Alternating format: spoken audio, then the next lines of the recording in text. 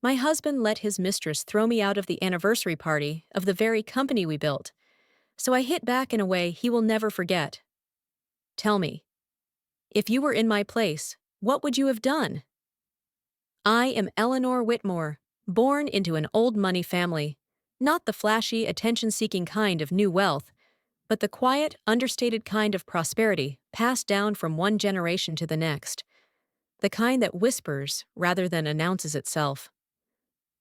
The Whitmore family built its legacy in law and real estate over 4 generations, creating a reputation for integrity and strategic thinking that opened doors across the business and social circles of the Northeast.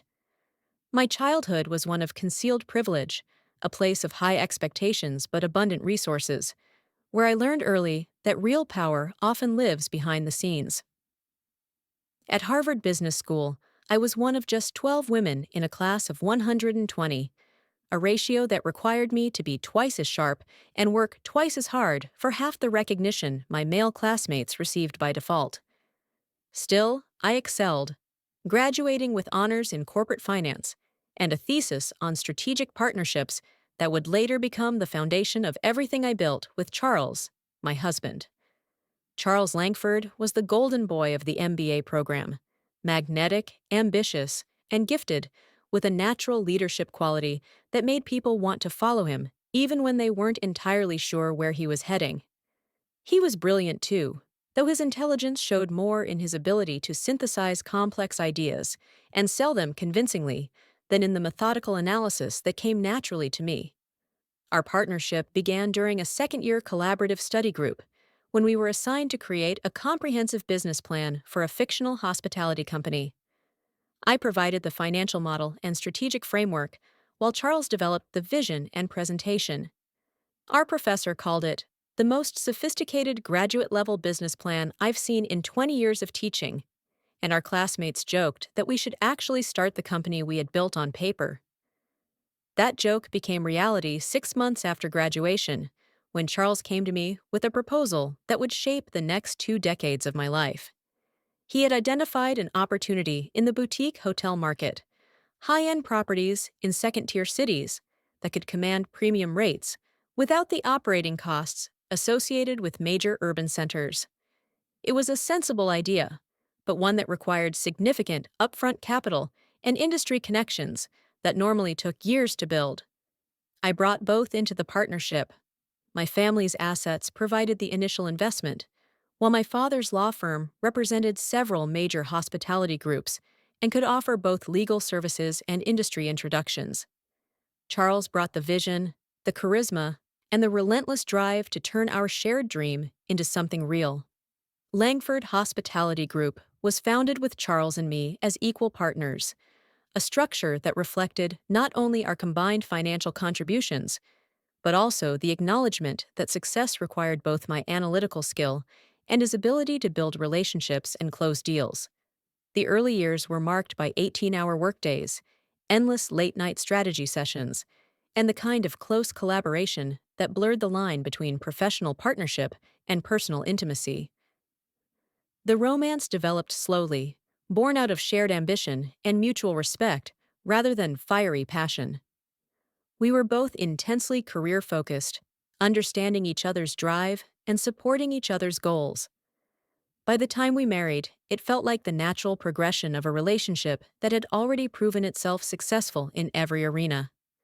The wedding reflected our shared values and social standing, elegant but not ostentatious, held at my family's estate with 200 guests, representing the perfect blend of family tradition and business opportunity. I was happy wearing my grandmother's pearl necklace and holding roses from my mother's garden, while Charles's groomsmen included several former classmates who were rising stars in their own respective fields. The early years of our marriage also coincided with the fastest growth period of Langford Hospitality Group.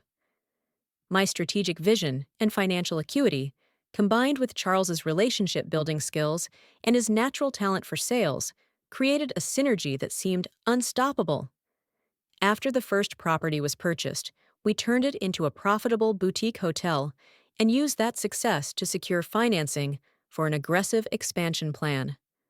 3 years later, Langford Hospitality Group owned 12 properties across 8 states, each carefully selected for its potential to serve affluent travelers who valued authenticity and exclusivity over brand recognition. I handled all financial analysis, negotiated acquisition deals, and developed the operational systems that ensured consistent profitability across the entire portfolio.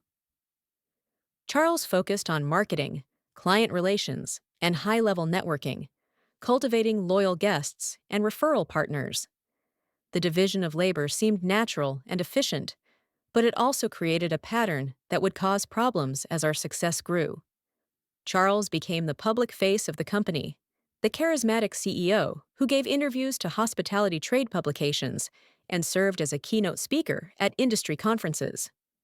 I was the strategic mind behind the operation, but my contributions were largely invisible to the outside world. This dynamic was reinforced by the subtle sexism that continues to permeate much of the business world. Journalists and industry analysts found it easier to write about a visionary male entrepreneur than to acknowledge the complex partnership that truly drove the company's success. Charles, to his credit, initially tried to ensure I received proper recognition, but as the praise and attention increasingly focused on him, he began absorbing the narrative that positioned him as the primary architect of the company's achievements. The 2008 financial crisis nearly destroyed Langford Hospitality Group, along with thousands of other companies that had expanded aggressively during the boom years. Our company's revenue dropped 60% as business travel evaporated and leisure travelers canceled expensive vacations. 3 of our 12 properties were foreclosed on, and the company came within weeks of complete collapse. It was my quick thinking and financial resources that saved it. I liquidated my personal investment portfolio, mortgaged my family's summer home, and negotiated with lenders to restructure our debt under terms that allowed the company to survive. Charles focused on maintaining relationships with the remaining guests and gradually rebuilding our customer base as the economy recovered. The crisis should have strengthened our partnership by highlighting our complementary skills and shared commitment to a common vision. Instead, it marked the beginning of a subtle shift in the dynamics of our marriage. Charles emerged from the crisis with renewed confidence and ambition, eager not only to reclaim our previous success, but to build something even bigger. I, on the other hand, was exhausted from the stress of nearly losing everything we had built, becoming more cautious and focused on sustainable growth rather than aggressive expansion. We were 2 people with 2 fundamentally different approaches, and that created the first real tensions in our marriage. Charles became frustrated with what he saw as my conservatism, while I worried that his ambition was steering us toward the same kind of overexpansion that had almost destroyed the company once before. These disagreements, played out both privately and at work, began creating an emotional distance even as our business partnership remained effective. The recovery period saw Langford Hospitality Group not only return to profitability, but also achieve the kind of industry recognition Charles had always craved. We were featured on magazine covers, won multiple awards for innovation in guest experience, and became a case study in business schools for successfully navigating the financial crisis. But, as the public visibility grew, the narrative around our success increasingly centered on Charles's leadership and vision. My role was minimized or omitted entirely, reduced to vague mentions of strong operational support or family backing, overshadowing the real contributions I had made to every aspect of the business. I told myself public recognition was irrelevant as long as our marriage stayed strong and the business continued to thrive. I had been raised to value substance over appearance, results over praise. But the constant erasure of my work began to affect me in ways I didn't fully recognize, creating a sense of invisibility as I gradually lost confidence. The changes in Charles were even more pronounced and troubling. Success had always mattered to him, but as Langford Hospitality Group grew and his public reputation expanded, he began craving not just achievement, but admiration. He started spending more time on speaking engagements and industry conferences, positioning himself as a thought leader and visionary rather than simply a successful entrepreneur. His increased focus on personal branding meant he became less attentive to the day-to-day operations that I continued managing. I found myself handling more and more strategic decisions, while Charles focused on what he called laying the groundwork, public relations, and networking activities that fed his ego but offered little direct value to the business. Our family life was affected too. Charles became increasingly obsessed with his professional image, spending money on a personal stylist, expensive cars, and fashion accessories he believed were necessary to maintain the persona of a high-powered CEO. I, someone who had always preferred understated elegance over extravagance, found his new priorities both confusing and frustrating. The distance between us grew steadily, beginning with differences in social preferences and evolving into a wider gap in both emotional and physical intimacy. Charles wanted to attend every gala and industry charity event, seeing them as opportunities for connection and personal brand building. I preferred intimate gatherings with genuine friends, finding the endless cycle of work-related socializing exhausting and ultimately hollow. Our conversations, once centered on business strategy, personal dreams, and shared interests, increasingly revolved around logistics and professional obligations. We still worked well together in a business context, but the easy intimacy that had defined our early relationship was slowly replaced by a polite formality that neither of us named, but both of us felt. The introduction of Sloan Kerrigan as Charles's new executive assistant marked the beginning of the final phase of my marriage, though I didn't recognize it at the time. Sloan was everything I was not: young, blatantly ambitious, and entirely focused on advancing her career through strategic relationships rather than through competence and hard work. At 26, Sloan had an MBA from a second-tier business school and 3 years of experience at a mid-level marketing firm that had gone bankrupt. Her resume looked impressive at first glance, but lacked substantive accomplishments, full of buzzwords and self-promotional language that I had always found irritating, but that my husband found intriguing. "She brings a fresh perspective," Charles explained when I questioned the hiring decision. "We need people who understand how business operates in the new economy." What Sloan understood was how to make herself indispensable to powerful men through a blend of flattery, eagerness to assist, and the suggestion that only she truly understood their vision and potential. She stayed late without being asked, remembered personal details a wife might forget, and offered Charles a kind of uncritical admiration that fed his increasingly inflated ego. I watched this unfold with growing unease, but I told myself my worries stemmed from jealousy rather than judgment. Charles had every right to hire assistants who complemented his working style, and if Sloan helped him be more effective, then her presence would ultimately benefit the company we had built together. What I didn't realize was that Sloan was positioning herself not just as Charles's assistant, but as his strategic advisor, and eventually as his lover. The late-night meetings that kept Charles in the office until 9 or 10 had less to do with business strategy and more to do with the personal attention and validation he felt had been missing from our marriage for months. Charles's sudden interest in fitness and fashion, the mysterious calls he took in private, the weekend business trips that seemed to multiply without explanation. But I had spent so many years focused on the business side of our lives that I had lost touch with the emotional rhythm of our marriage. I noticed the changes in Charles, but assumed they were the result of the pressure of running a growing company rather than the thrill of a new relationship. Meetings I had always attended were suddenly bypassed, with Charles explaining that I didn't need to waste my time on day-to-day matters. Meanwhile, Sloan was invited to strategic planning sessions, client dinners, and industry events, where she was introduced as Charles's key advisor rather than his assistant. The shift happened gradually, but intentionally, positioning Sloan as my replacement in every aspect of Charles's professional and personal life. By the time of the 15-year anniversary of Langford Hospitality Group, the ballroom of the Peninsula Chicago had been transformed into a showcase of dazzling success, with crystal chandeliers casting rainbow light over tables overflowing with expensive flowers and fine wine.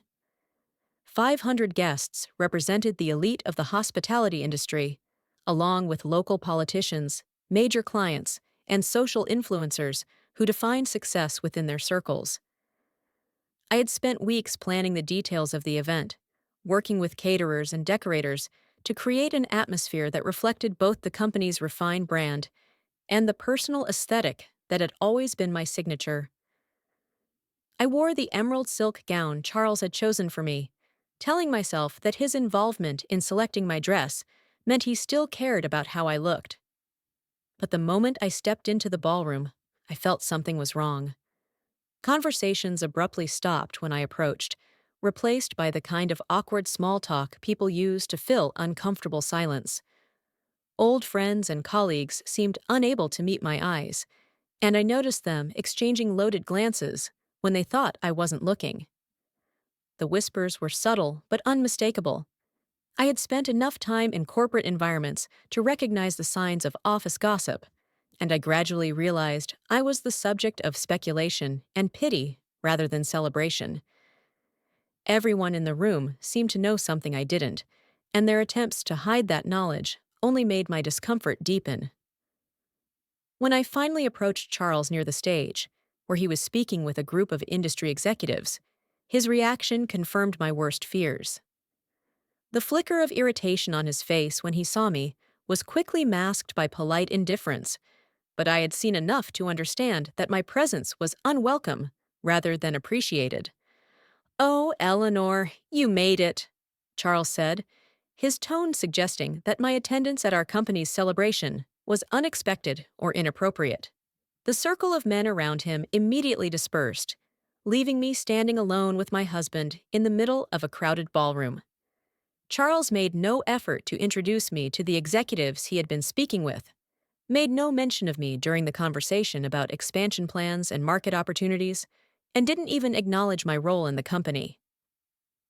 "I should get back to networking," Charles said, his eyes scanning the room for more important people to talk to. He walked away without another word, leaving me standing beside the stage like a piece of misplaced furniture. The whispers after Charles left grew louder and sharper, as if his public dismissal of me had given the gossips permission to speak more openly about whatever tragedy they believed they were witnessing. I heard stray pieces of conversation that made my stomach twist as I began to understand. "It's a shame she doesn't even know about Sloan." "How long has it been going on?" "She's the last to know, as always." The pieces of the puzzle I had unconsciously assembled for months suddenly came into brutal clarity. Charles's late nights, his weekend trips, his sudden passion for fitness and fashion, the increasing distance between him and our marriage, all of it now made undeniable sense. When Sloan appeared beside me in a crimson dress that seemed designed to announce victory, I felt whatever illusions I had left collapse. The young woman's smile was sharp and predatory, and her words carried a casual cruelty that made it clear she had rehearsed this moment for weeks. "Eleanor, sweetheart," Sloan said, her voice tinged with that fake sympathy that made the insult cut even deeper. "I think there's been a misunderstanding.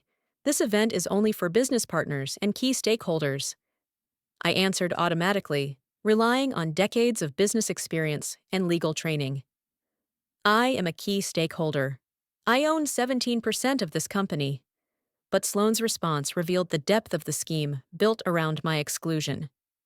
"Used to," she corrected, her voice dripping with false compassion. "That's in the past, sweetheart. Charles was planning to talk to you about some recent changes."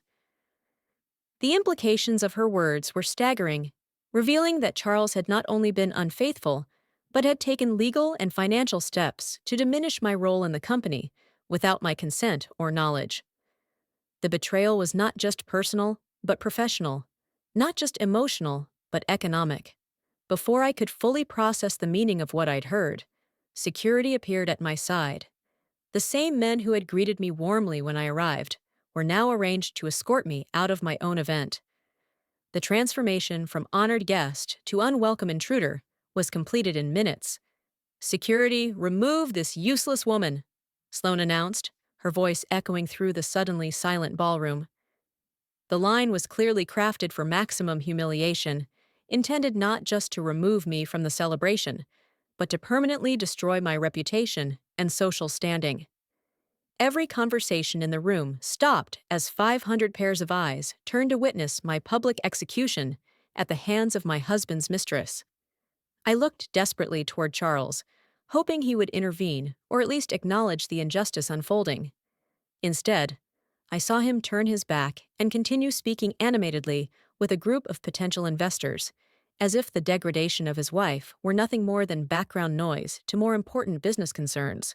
The walk to the exit felt endless, though I maintained my composure thanks to years of training in social grace and professional decorum. I didn't cry, didn't yell, didn't create the kind of spectacle that would give the gossips more material to feed on. I simply walked away, carrying with me the dignity that comes from understanding that sometimes the strongest reaction to humiliation is refusing to let it break you. In the silence of the Tesla in the parking garage, I finally allowed myself to think clearly about what had just happened and what it meant for my future. The signs of Charles's betrayal had been everywhere, but I had been too focused on the business and too trusting in our marriage to see them for what they truly were. But this was not simply about discovering an affair or even the public humiliation of being thrown out of my own company's event. It was about the systematic erasure of my contributions to everything I had built with him, the deliberate diminishing of my role and value that had been unfolding for months, maybe even years. I opened my phone and began making the calls that would change everything. My first call was to David Rosenthal, my personal financial advisor, and the person who had helped me manage my investments throughout our marriage. David had warned me for years about the risks of investing so much of my assets into Langford Hospitality Group, but I had always believed that diversification mattered less than maintaining alignment between us as a married couple. David, it's Eleanor. I need you to execute a series of transactions first thing Monday morning. The urgency in my voice immediately caught his attention. Eleanor, it's after 10 on a Saturday night. Is everything all right? I want to liquidate my entire stake in Langford Hospitality Group, all $17 million. The silence stretched long enough for me to wonder whether he'd hung up. David was one of the most seasoned financial professionals I knew, but even he seemed stunned by what I had just said. Eleanor, that's a major decision that could trigger all kinds of legal and financial complications. Monday morning, David, I interrupted, my voice carrying a finality that shut down any further debate. I also need you to freeze all joint accounts and credit cards. Anything tied to Charles is to be frozen immediately. David's next question made it clear he understood exactly what my instructions implied. Are you filing for divorce? Just execute the transactions, David, I said, then hung up before I had the chance to second-guess myself. My next call was to Lauren Moreau, the travel agent who had planned our anniversary trip, a 3-week vacation meant to celebrate both our marriage and the company's success. The trip had been my idea, an attempt to reconnect with Charles. Lauren, I need to cancel the trip. Oh no. The cancellation fees will be enormous, are you sure? I'm sure. Cancel everything.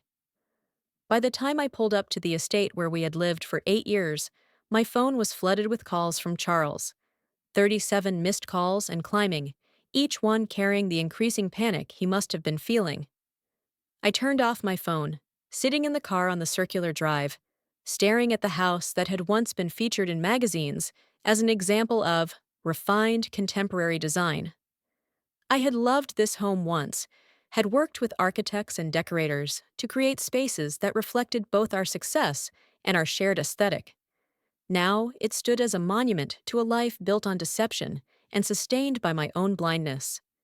The woman who had walked out of that ballroom, the woman who had convinced herself she was valued and respected while being systematically sidelined and replaced, was gone.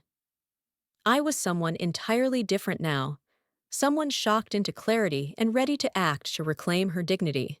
I spent the rest of the weekend documenting everything in a systematic way.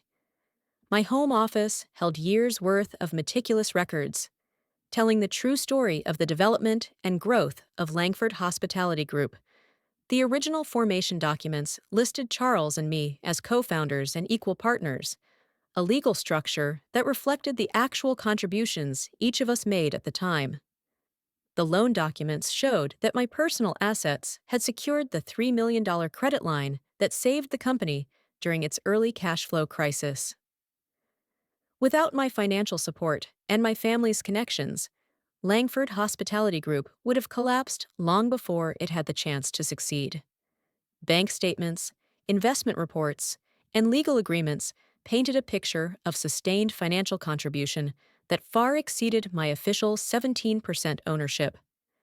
I had personally invested nearly $30 million into the company over more than 2 decades, money that funded expansions, bridged crises, and enabled the rapid growth that made Charles's name prominent in the industry.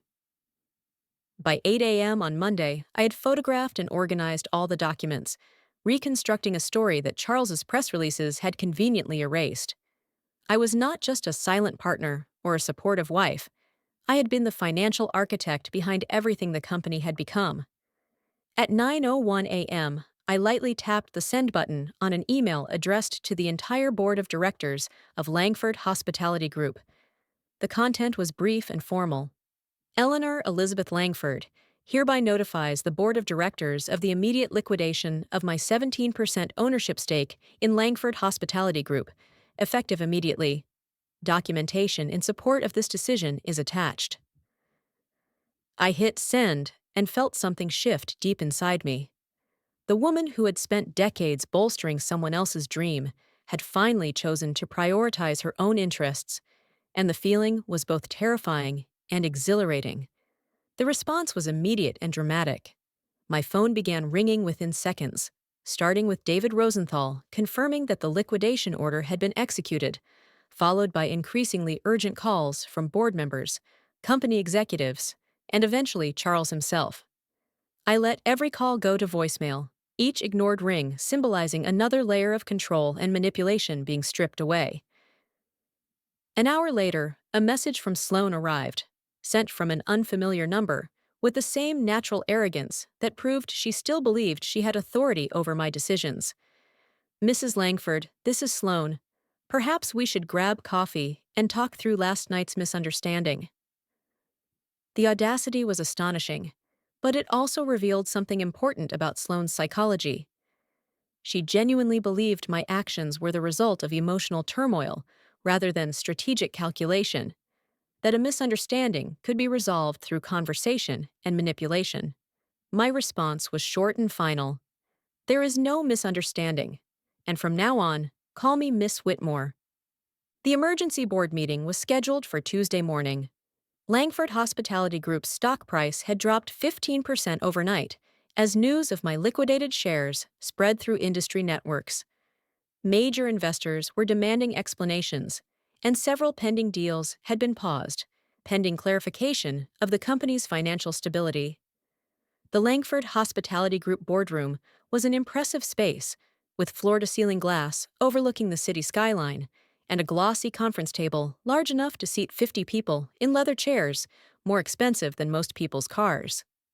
I had attended hundreds of meetings in this room over the years, but I had never felt more powerful or more certain of my position than I did on that Tuesday morning. The board members were already seated when I arrived, their expressions a mix of confusion, concern, and in some cases, fear. They were seasoned business leaders who understood that my actions threatened not only Langford Hospitality Group, but also their own reputations and investments. Charles burst through the door just 5 minutes after the meeting was scheduled to begin, his usual composure completely shattered. His perfectly styled platinum hair was disheveled, his expensive suit wrinkled, and the air of authority he once carried had dissolved into raw desperation. Sloan followed him into the room. "Eleanor," Charles said, his voice tight with tension and disbelief. "What have you done?" I remained seated, my tone calm and professional. "Good morning, Charles. I'm exercising my rights as co-founder and major shareholder. You've triggered a company-wide financial crisis. Our stock is in free fall. 3 major deals have been suspended. I didn't answer his question. Instead, I opened my briefcase and pulled out a stack of documents representing my contributions since the company's inception. These are the original incorporation documents, I said, sliding the folder across the glossy table for the room to see. And this is the loan guarantee I personally signed to keep the company from going bankrupt. And here, I continued, lifting a thick bundle of papers tied with a red ribbon, are the records of the $29 million in direct capital contributions I have personally invested into Langford Hospitality Group over the past 2 decades. A heavy silence fell over the room, broken only by the sound of papers rustling as the board members reviewed documents telling a story none of them had fully understood until now. What I built, Charles, I can dismantle, I continued, my voice steady and certain. Langford Hospitality Group exists because of my financial support, my family's connections, and my strategic planning. Without my continued backing, this company would not have survived. Charles's face went pale as he realized my actions were not a wounded wife's emotional outburst, but the calculated move of a sophisticated businesswoman fully aware of the power she held. The board will never agree to this, he said weakly, glancing around the table for support he did not receive. The board has no choice, I replied. If $27 million in working capital cannot be generated before the market closes tomorrow, Langford Hospitality Group will technically be insolvent. I recommend you call an emergency shareholders meeting to discuss new leadership and strategic direction. I gathered my documents and rose to leave, my movement signaling that the meeting, and the consequences of underestimating me, were over. If you need anything, contact my attorney, I said, walking toward the door with the confidence of someone who had already begun writing the next chapter of her life. Behind me, I could hear frantic whispers about an empire collapsing, the sound of powerful men realizing that their success had been built on the goodwill of a woman they had foolishly underestimated. The divorce proceedings that followed were swift and devastating for Charles. With the financial documents and legal records, my attorney was able to demonstrate that I had been the primary financial architect of Langford Hospitality Group from the beginning. The settlement reflected not only the value of my official ownership stake, but also the intellectual property, strategic planning, and financial guarantees that had enabled the company's growth. I left with nearly $40 million, while Charles was forced to sell his remaining shares to cover the company's debts and legal obligations. Langford Hospitality Group continued under new management, but its period of rapid expansion was over. Without my financial backing and strategic oversight, it could not sustain the same trajectory. Meanwhile, Charles faced a future entirely different from the one he had imagined when he chose to replace his devoted wife with Sloan.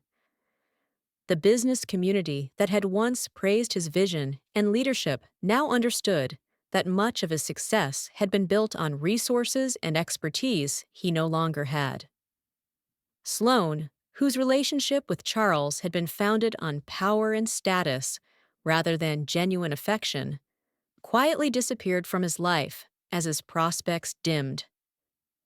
6 months after the divorce was finalized, I was living in an old family estate, surrounded by the formidable sepia-tone portraits of my ancestors.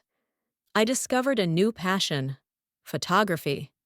My first exhibition featured a series of black and white portraits of women in business, each image capturing the strength and determination required to build something meaningful in a world that often values women's support roles more than their leadership. The opening was crowded with art collectors, business leaders, and many who had witnessed my humiliation at the Langford Hospitality Group anniversary months before. It was at this gallery opening that I saw Charles for the first time since the divorce. He looked older, smaller, diminished in ways that went far beyond his financial decline.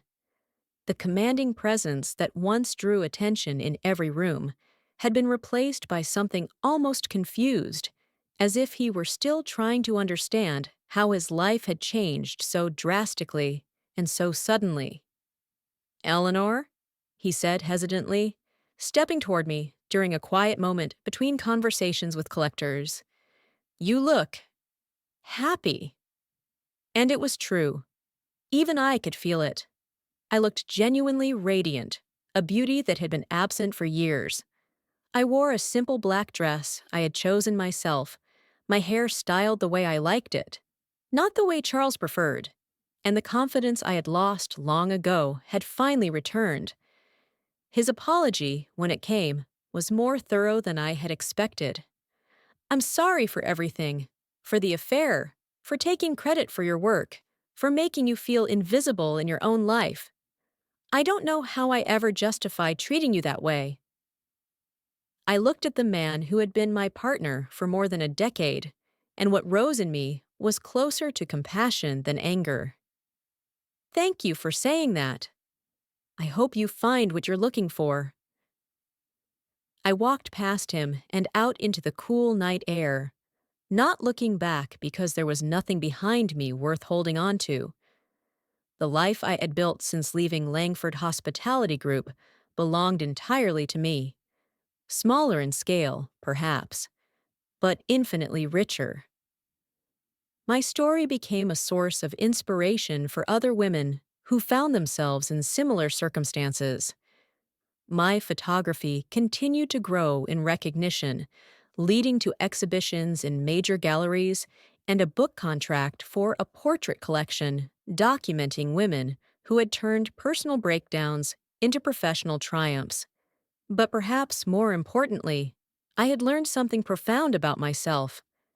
I had discovered that real strength doesn't come from supporting someone else's dream, but from having the courage to pursue your own. The woman who had been thrown out of her own company's celebration returned as someone far more formidable, not because I sought revenge, but because I had finally recognized my own worth and refused to accept anything less than respect. If you've ever had to rebuild yourself after being underestimated, share your story below. I read every comment. And if you want more stories like this, make sure to follow the channel and tap the like button so the algorithm knows these voices matter.